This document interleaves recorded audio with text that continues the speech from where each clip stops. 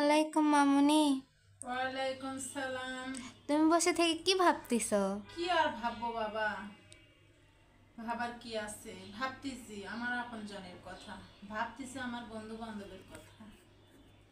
বন্ধু বান্ধব কেন এত ঘনিষ্ঠ সম্পর্ক করে সে বন্ধুকে আঘাত করে চলে যায়? আপনজন কেন আপনজনকে ঠকায়? কেন আপনজন আপনজনের হক মেরে খায়? তারা কি আল্লাহকে দেখে কখনো ভয় পায় না? আমি জানি যে পরীক্ষার আগে প্রশ্ন ফাঁস হলে সবাই ভালো রেজাল্ট করে। তো কবরের কি আযাব হবে আর কি ধরনের সাজা হবে সেগুলো তো আল্লাহ আগেই ফাঁস করে দিয়েছে, তাই না? তো তাহলে মানুষ কেন সজাগ সচেতন হয় না? পরীক্ষা যদি প্রশ্ন আগে ফাঁস হলে ভালো রেজাল্ট করে, তাহলে কবরের আযাবের কথা আগে তো ফাঁস হয়ে গেছে। তাহলে মানুষ তো আগে সতর্ক হওয়া উচিত যে ভালো কাজ করবে, নেক কাজ করবে, মানুষ মানুষকে ভালোবাসবে, মানুষ মানুষের হক কখনো মেরে খাবে না, কখনো আপনজন আপনজনকে ঠকাবে না, কখনো কেউ কারো মনে আঘাত দিবে না। তো এ ধরনের কাজ করা কি ঠিক বলো তো না, বাবা? একদমই না। এতটাই মানুষ আঘাত দেয় মানুষকে যে সেই যে মানুষটা যার থেকে কষ্ট পায় সেই মানুষটা ভাতের প্লেটে বসেও চোখ দিয়ে জল পড়ে ভাতের প্লেটের ওপরে। তো এগুলো কি করা ঠিক না। বলো? তো এখন চারিদিকে দেখতেছি কেউ কারো না, নিজের স্বার্থটাই সবাই বোঝে। আপনজনেরা এতটা কষ্ট আপনজনকে দেয়, তো সেই কষ্ট কখনো মেনে নেওয়ার মতো না।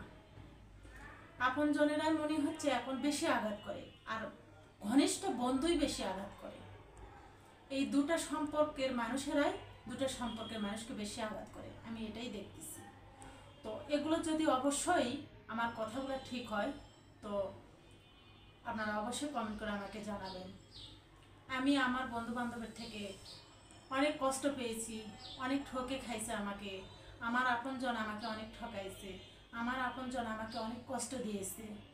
তো আমি কখনো তাদেরকে মনে করি না যে আমি মুখ দিয়ে তাদেরকে কোনো অভিশাপ দেব, কিন্তু মন থেকে অনেক কষ্ট পাই। কিন্তু একটা কথাই তোমাকে বলি মামনি, তুমি যেন কাউকে কখনো মন থেকে কষ্ট দিও না। সে মন থেকে কখনো তোমাকে যদি ক্ষমা করে, কিন্তু তার আত্মা তোমাকে ক্ষমা করবে না, সেই আত্মার অভিশাপটাই কিন্তু তোমাকে লাগবে। তো তুমি এমনভাবে বড় হও, এমনভাবে আদর্শ হয়ে গড়ে ওঠো যে মানুষের এতটা তুমি উপকার করবে যে তোমার দ্বারাই যেন মানুষ শুধু উপকার পায়, মানুষের যেন ভালো কিছু হয় তোমার দ্বারায়, কখনো যেন সে কষ্ট না পায়, কোনো মানুষ যেন কষ্ট না পায়।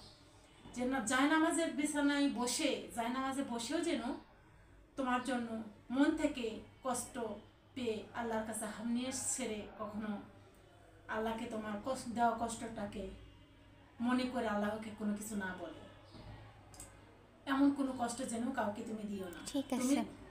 তুমি যদি কাউকে ভালো না করতে পারো, কারো যদি টাকা দিয়ে উপকার না করতে পারো, অর্থ দিয়ে উপকার না করতে পারো, কিন্তু মনে সান্ত্বনাজনক কথা দিয়ে তাকে উপকার করো। কিন্তু কখনো কাউকে যেন তুমি কষ্ট দিয়ে আঘাত দিয়ে দূরে সরে যেও না। সে হয়তো তোমাকে এতটা কষ্ট মনে করে তোমাকে এতটা ভুল বুঝবে, সেই ভুল বোঝার সুযোগ তুমি দিও না বাবা। যদি আমার এগুলো অবশ্যই মূল্যবান কথা হয়, তাহলে দর্শক কমেন্ট করে আমাকে ভালো মতামত জানাবে। আসসালামু আলাইকুম।